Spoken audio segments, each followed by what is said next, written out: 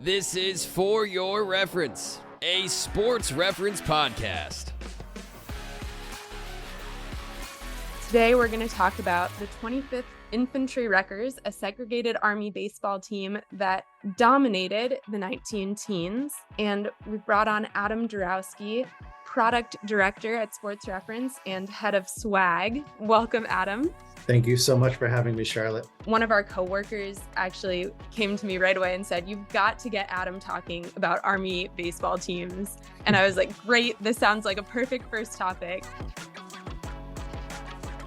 And the more I learned about players like Heavy Johnson or Dobie Moore, who I'm sure we're going to be talking about, the more I learned about the fact that we don't have all of their career stats on our site.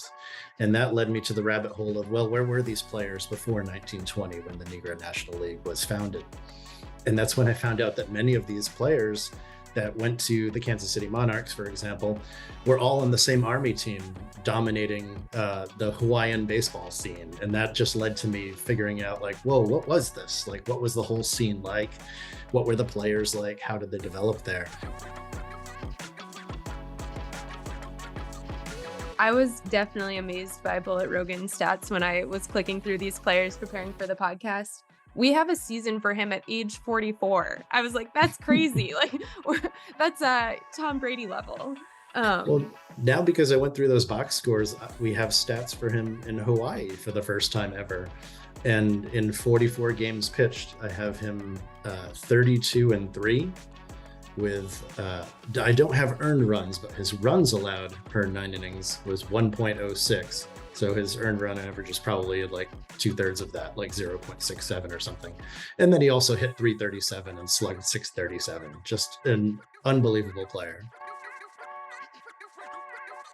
What are the areas that you're still hoping to discover? What are kind of the hidden treasure box scores that you haven't found that you think might be out there? I have nothing in Arizona. Like, the coverage was so amazing in Hawaii, but then as soon as they went to Arizona, you would get like a paragraph here or a paragraph there and an occasional score. In fact, the only Wreckers box score I have from their time in the continental United States was when they faced the St. Louis Giants, who were a Negro League team. They faced them in St. Louis. And that was essentially the week where the Wreckers and many other Army teams were in town for the Olympic trials. And that's when a lot of the players were bought out of their Army obligations.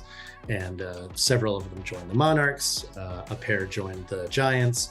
Some others joined other teams as well. That was kind of when the Wreckers started falling apart a little bit. Heavy Johnson, though, had to stick around for a couple more years, presumably because he was not the best soldier, and they made him stay as long as they could possibly keep him.